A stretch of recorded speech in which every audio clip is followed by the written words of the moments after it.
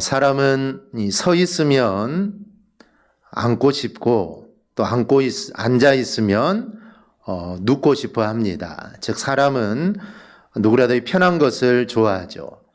누우면 앉고 싶고 앉으면 서 있고 싶은 사람은 없습니다. 그런데 그런 사람일수록 이 성공한 사람은 찾아보기가 어렵습니다.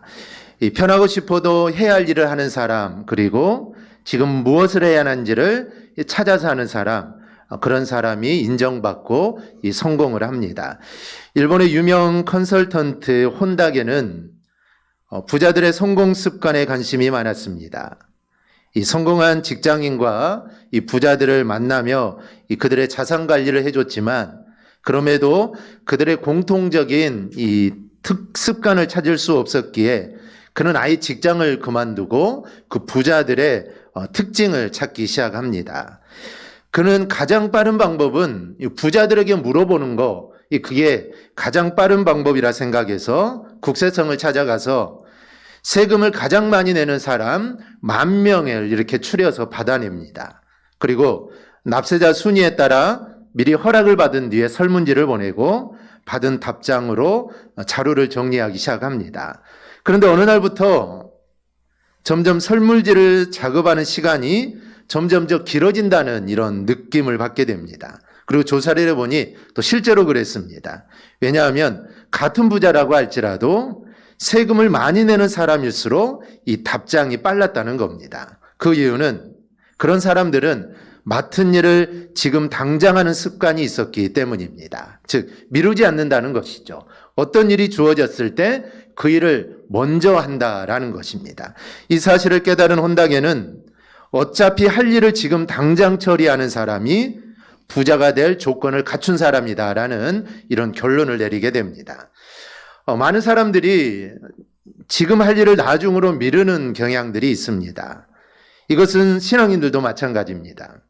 많은 그리스도인들이 신앙의 결심을 자꾸 나중으로 미루는 경우를 봅니다. 그러나 신앙으로 결단하고 내가 결심하는 것은 무엇보다도 지금 당장 내가 실천해야 할 아주 중요한 일입니다. 믿음으로 결심한 것이 있다면 우리는 시행하기를 주저하지 말아야 합니다. 이 주저하다 보면 마귀가 그 틈으로 들어오게 됩니다. 그래서 순종하지 못하도록 우리를 유혹하고 여러 가지 환경을 만들어줍니다. 즉 순종할 수 없는 환경들을 만들어준다는 것이죠. 그래서 결국은 순종을 하지 못하게 합니다. 그래서 내가 믿음으로 결단한 일들, 정말 그 일이 정말 작은 것이라 할지라도 즉각적으로 시작하고 순종하는 것, 이게 우리에게 필요합니다. 그래서 아브라함은 하나님이 이삭을 드리라는 이 명령을 듣고 그날 아침 일찍 일어나 모리아 땅으로 출발했던 겁니다. 살아있는 아들을 죽여 번제로 드려야 되는데 만약에 주저했다면 얼마나 많은 방해가 있겠습니까? 일단은 아내의 방해가 있겠죠. 아내가 방해하기 시작하면 이건 하나님 명령에 순종할 수 없습니다. 아내의 방해가 있을 것이고 아는 사람들도 방해하겠죠. 이거는 말도 안 된다. 말이 안 되는 일이긴 맞습니다. 말도 안 된다. 어떻게 아들을 죽여서 번제로 드릴 수 있냐? 하나님은 그런 말 하지 않았을 거다. 이렇게 방해할 겁니다. 그래서 아브라함은 아침 일찍 출발했던 것이고 결국 그는 하나님 말씀에 결국 순종할 수 있었던 겁니다. 그러므로 우리도 하나님의 나에게 주신 은혜를 따라 속히 순종하는 그런 좋은 습관들을 우리는 만들어야 합니다. 이 습관이라는 게 참 중요하죠. 무엇이든지 습관이 되면 잘할 수 있습니다. 그런데 습관이 되지 않으면 잘할 수가 없죠. 공부도 마찬가지이고 일하는 것도 마찬가지입니다. 순종도 마찬가지입니다. 어떤 사람은 순종이 정말 쉽다라고 하는데 또 어떤 사람은 순종이 너무나도 어렵다는 겁니다. 이유가 무엇일까요? 이거는 습관의 차이입니다. 순종을 자주 해서 습관이 되면 순종하기가 쉬운데 이게 습관이 되지 않으면 순종하기가 어렵다는 것이죠. 그러므로 우리 모두 순종이 습관이 되어 하나님 말씀에 늘 순종하며 살아가기를 주님의 이름으로 축복합니다. 이 므낫세를 보십시오. 므낫세는 하나님의 기대와 또 아버지의 기대와는 달리 유다 역사상 가장 악한 왕이 됩니다. 우리가 흔히 이스라엘 역사를 보면서 가장 악한 왕을 우리는 보통 아합 왕이라고 말을 합니다. 그것은 아합의 아내 이세벨, 또 갈멜산의 사건, 나봇의 포도원 사건, 이런 사건들이 연상이 돼서 아합이 제일 악한 왕이라고 생각을 하는데 실제로는 그렇지 않습니다. 아합 왕보다 훨씬 악한 왕이 이 므낫세입니다. 므낫세는 자기 자녀를 우상에게 제물로 바쳤고 심지어 자기가 우상 모양을 깎아서 그것을 교회 안에 두었던 사람입니다.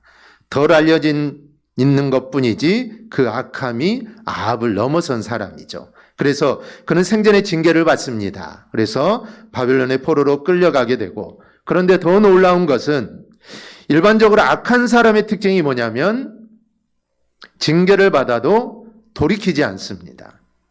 악을 계속 유지하죠. 악한 길로 계속 갑니다. 그래서 악하다라고 말하는 것이죠. 사울도 그랬고 아합도 그랬고 가룟 유다도 그랬습니다. 그런데 므낫세는 다르죠. 오늘 본문 앞에 12절, 13절 상반절을 보면 그가 환난을 당하여 그의 하나님 여호와께 간구하고 그의 조상들의 하나님 앞에 크게 겸손하여 기도하였으므로 하나님의 그의 기도를 받으시사 그의 간구를 들으시사. 악한 왕이 돌이켰다는 겁니다. 그리고 13절 하반절을 보니 하나님이 그를 다시 왕의 자리에 앉혀주십니다. 그리고 달라진 것이 또 있습니다. 13절 끝부분입니다. 므낫세가 그제서야 여호와께서 하나님이신 줄을 알았더라. 여기서 알았더라라는 말은 지식적으로 알았다는 의미가 아닙니다. 므낫세는 지식적으로는 하나님이 누군지 알고 있죠. 그의 아버지 스기야에게 정말 수도 없이 들었기 때문에 머리로는 하나님이 누군지 므낫세는 알고 있습니다. 그런데 여기에서 알았더라라는 이 말은 부부관계와 같은 깊은 관계 또는 전쟁 등을 통한 생생한 체험을 통해 아는 것을 나타내는 단어가 이 알았더라라는 단어입니다. 욥이 하나님을 만나고 나서 내가 주께 대해 귀로 들었기만 하였사오나 이제는 눈으로 주를 배움나이다. 여기서 나오는 이 단어가 알았다. 즉 지식으로 안 것이 아니라 경험을 통해 하나님이 누군가를 이제서야 정확히 알았다는 것이죠. 즉 므낫세는 그가 하나님께 죄를 짓고 그리고 바벨론의 포로로 끌려가고 그리고 그 과정을 통해 하나님이 즉 여호와만이 참 신이라는 것을, 참 하나님이라는 사실을 그는 체험적으로 이제서야 알게 된 겁니다. 그리고 므낫세는 이전과는 아주 다른 모습을 보이게 됩니다. 학자들마다 다르지만 므낫세가 잡혀간 것을 주전 648년으로 봅니다. 왜냐하면 그때 아수르의 침공이 있었기 때문이죠. 그리고 므낫세가 바벨론으로 돌아와 6년에서 7년 동안 더 왕으로 있게 됩니다. 그래서 바벨론 포로를 약 1년 동안 정도 있었을 거다라고 하죠. 돌아와 다시 유다의 왕위에 앉게 됩니다. 그런데 돌아온 므낫세가 달라집니다. 정말 그 어떤 왕보다 하나님이 정말 싫어한 일들을 정말 많이 했던 왕인데 그가 다시 돌아와서는 그의 삶이 180도 바꿔집니다. 그래서 오늘은 그가 어떻게 달라졌는지 그리고 달라진 므낫세의 행적을 함께 살펴보려고 합니다. 첫째로 그는 성을 쌓아 국방을 튼튼히 합니다. 므낫세는 먼저 방비를 하죠. 14절을 보면 그 후에 다윗성 밖 기온 서쪽 골짜기 안에 외성을 쌓되 어문 어기까지 이르러 오벨을 둘러 매우 높이 쌓고 또 유다 모든 견고한 성읍에 군대 지휘관을 두며, 여러분 므낫세가 외곽을 경비하기 위해 외성을 쌓습니다. 동서남북 다 쌓죠. 그리고 높은 것을 뜻하는 오벨을 쌓았다라고 합니다. 즉 높게 성을 쌓습니다. 높은 성을 외곽에 쌓게 된 것이죠. 그리고 이곳에 지휘관과 군사들을 보내서 지키게 합니다. 므낫세가 바벨론에 끌려가 보니 국방을 튼튼히 해야 한다는 게 얼마나 중요하다는 것을 그제서야 알게 됩니다. 만약에 국방이 튼튼했다면 끌려가지 않을 수도 있겠죠. 잡히지 않았을 수도 있었을 겁니다. 그런데 국방력이 약해서 끌려가게 되고 백성들이 어려움을 당한다는 것을 그제서야 알고 그래서 먼저 성을 쌓습니다. 두 번째는 우상을 제거합니다. 15절입니다. 이방신들과 여호와의 전에 우상을 제거하며 여호와의 전을 거룩한 사내와 예루살렘에 쌓은 모든 제단들을 다 성 밖에 던지고, 므낫세는 아버지가 헐어버린 산당을 다시 세우고 바알도 세우고 아세라도 세우고 또 해와 달과 별들을 숭배했던 사람입니다.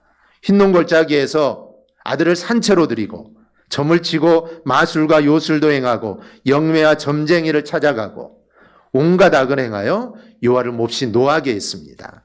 정말로 하지 말아야 할 일, 해서는 안 될 일들만 골라서 했던 사람이죠. 그런데 그런 므낫세가 산당에 있는 이방 신들을 다 없애버립니다. 성전에 우상을 두었는데 우상까지 다 버려버리죠. 성전 언덕과 예루살렘에 그가 쌓은 단들을 다 헐어버립니다. 그리고 모든 것들을 다 성 밖으로 다 내다 버립니다. 완전히 달라지죠. 그가 180도 달라집니다. 우리가 예수를 믿었다는 것은 이런 것입니다. 예수를 믿었다는 것은 내 가치관이 달라졌다는 것이고 생각과 마음이 달라졌다는 겁니다. 그러면 달라졌다면 당연히 달라진 증거가 있어야 되지 않겠습니까?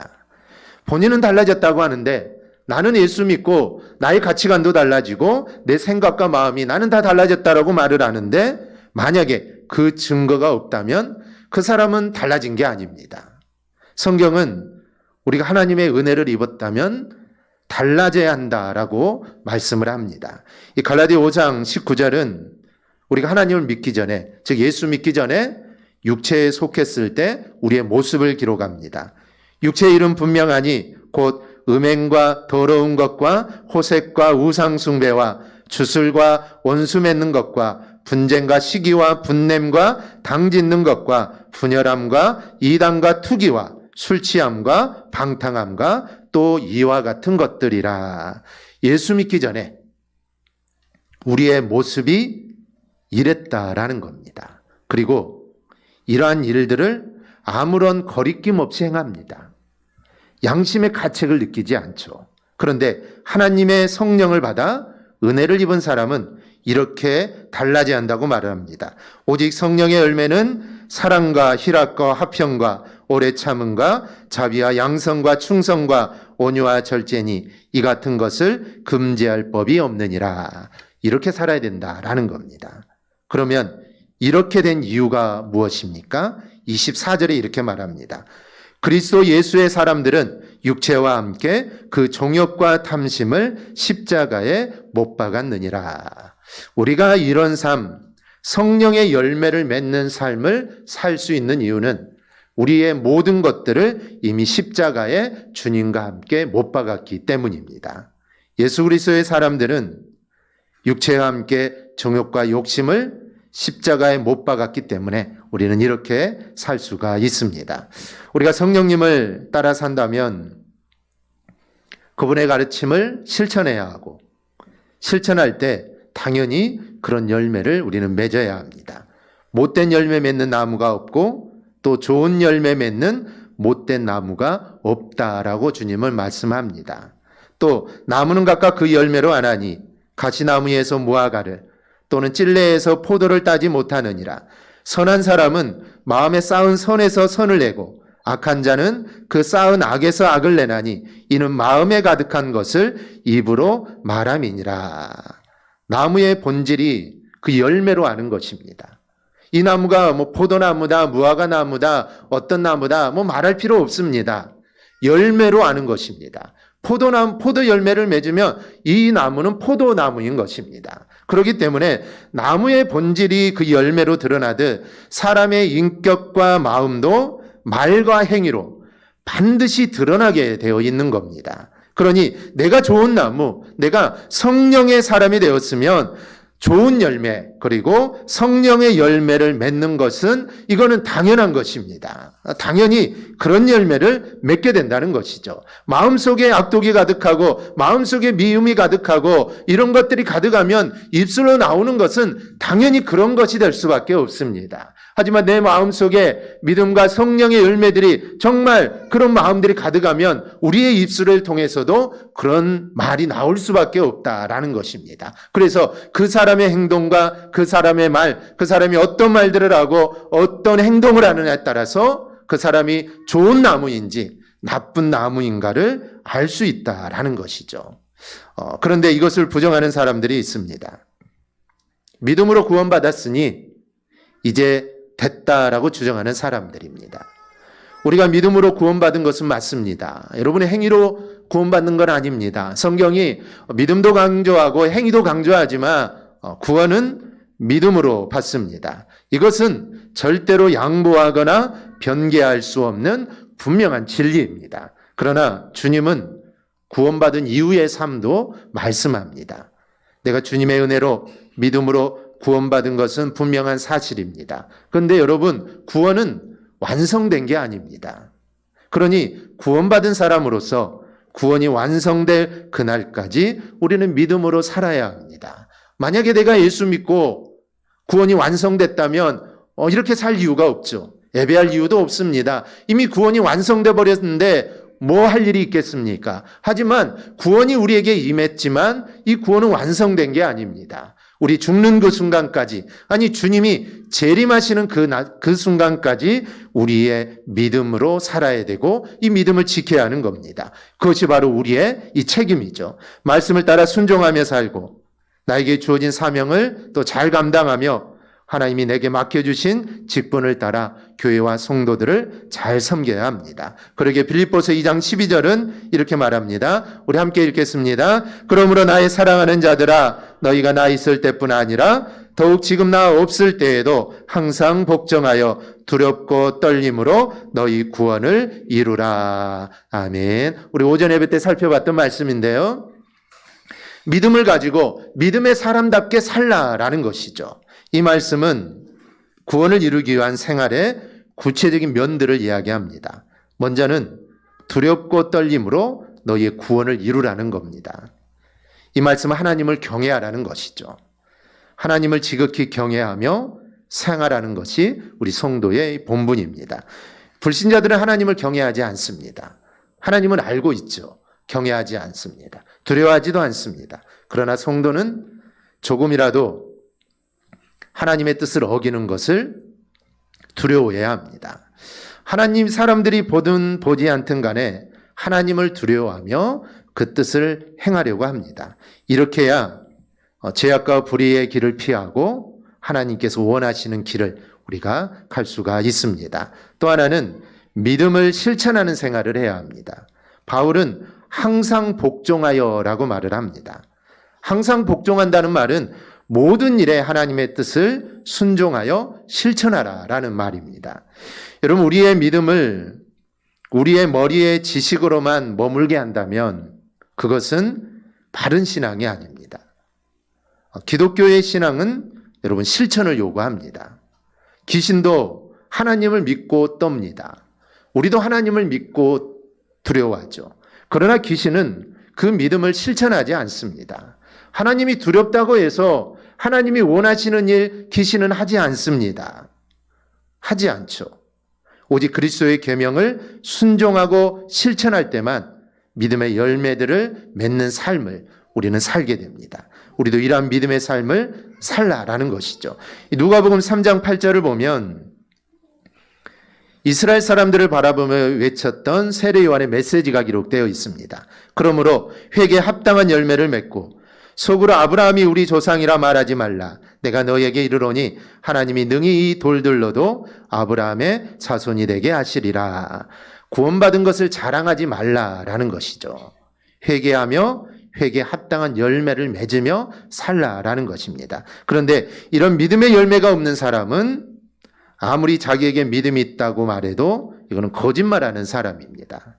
자기를 포장하고 자기를 드러내지만 열매 없는 사람, 이 사람에게 진짜 믿음이 있다라고 말할 수가 없습니다. 사람은 속일 수 있어도 하나님은 속이지 못하죠. 이 마태복음 25장을 보면 그 거짓말이 결국 다 들통나게 되고 그렇게 거짓말하고 교만하며 의로운 채 하는 사람들은 결국 심판을 면하지 못한다라고 합니다. 하지만 므낫세가 회개하며 그는 회개에 합당한 열매를 맺습니다. 셋째는 성전을 회복합니다. 16절, 17절입니다. 우리 한음성으로 함께 보겠습니다. 여호와의 제단을 보수하고 화목제와 감사제를 그 제단 위에 드리고 유다를 명령하여 이스라엘 하나님 여호와를 섬기라 하며 백성이 그의 하나님 여호와께만 제사를 드렸으나 아직도 산당에서 제사를 드렸더라. 아멘. 므낫세가 성전에다가 어떤 짓을 했습니까? 그는 성전에다가 자기가 손수 만들어 놓은 우상을 성전에 세웠습니다. 그런 일들이 역사적으로 몇 번 있었습니다. 로마가 이스라엘을 침략했을 때도 성전에 들어서는 안 되는 것들, 성전에 세워서 안 되는 것들을 성전 안에 세우게 되는데 그것은 기독교를 못 오가는 것이죠. 하나님을 못 오가는 행위입니다. 정말 다른 데는 우상을 다 섬기더라도 하나님의 성전에 교회 안에 우상을 세운다는 것은 이거는 하나님을 못 오가는 일이죠. 그런데 하나님을 섬기는 나라의 왕이 그와 같은 일들을 했다라는 것이죠. 그러니 므낫세가 얼마나 악독한 왕인지, 그리고 하나님 보셨을 때 므낫세가 얼마나 그런 악한 왕인가를 우리는 절실하게 느낄 수가 있습니다. 그랬던 그가 성전 안의 모든 우상과 단을 제거하고 성전을 보수합니다. 제사를 드리죠. 그리고 백성들에게도 하나님을 섬기라고 합니다. 왕이 하나님을 섬기니 당연히 백성들도 하나님을 섬기게 되죠. 그런데 문제가 있습니다. 그럼에도 불구하고 아직도 산당에서 제사를 드리는 사람들이 있습니다. 므낫세가 정말 어찌 보면 종교개혁과 같은 모든 것을 다 뒤엎어버리는 그런 개혁을 했지만 여전히 산당에서 제사를 드리는 사람들이 있습니다. 이것은 므낫세의 지은 죄의 영향력이 이렇게 컸다라는 것입니다. 우리는 여기서 죄가 얼마나 악하고 그 영향력이 얼마나 큰지를 알 수가 있습니다. 한 번 지은 죄는 사람의 마음속에 역사하여 더 큰 죄를 짓게 만듭니다. 결국 죄는 사람을 죽이고 망하게 합니다. 그런데 그 죄를 짓기는 얼마나 쉬운지 모릅니다. 마치 내가 숨을 쉬는 것처럼 죄를 짓는 것은 정말 쉽습니다. 그런데 그 영향력은 얼마나 큰지 마치 독과 같습니다. 지금 같은 여름철에 산에 가면 많은 버섯들이 자랍니다. 그런데 먹음직해서 잘못 따다 먹으면 별것 아닌 것 같은데 맛있게 먹었는데 그 안에 든 독이 사람을 죽입니다. 죄도 그것과 같습니다. 쉽게 구할 수 있고 쉽게 먹을 수 있는 독처럼 죄도 쉽게 저지를 수 있습니다. 어떤 의미에서는 이 재미도 있습니다. 죄를 짓는 게 재미까지 있습니다. 그런데 그것을 처리하고 정리한다는 게 얼마나 어려운지, 그 죄의 영향력이 얼마나 크고 악한지 그 어떤 선행과 회개로도 그것을 고칠 수가 없는 겁니다. 오직 한 가지 방법, 예수님의 피로서만 사함을 받을 수가 있습니다. 예수님의 피로만 이게 해독이 되는 것이죠. 그러니 우리는 죄의 무서움을 알아야 합니다. 죄를 가볍게 봐서는 안 됩니다. 아주 사소한 것이라도 죄는 나를 죽입니다. 그러기에 우리는 사소한 죄라도, 정말 작은 죄라도 짓지 않도록 우리는 근신하고 늘 깨어 있어야 합니다. 그리고 말씀을 붙잡고 하나님만을 의지해야 합니다. 그럴 때 제약된 곳에 거하지 않게 되고, 혹 죄를 지었을지라도 오늘 므낫세처럼 우리가 돌이킬 수 있고 우리가 회복할 수 있습니다. 우리 모두 이 사실을 절대로 잊지 말고 우리가 늘 말씀 안에 거하고 늘 주님만 의지하여서 늘 승리의 삶을 살아가는 우리 모두가 되기를 주님의 이름으로 축원합니다. 아멘. 기도하겠습니다.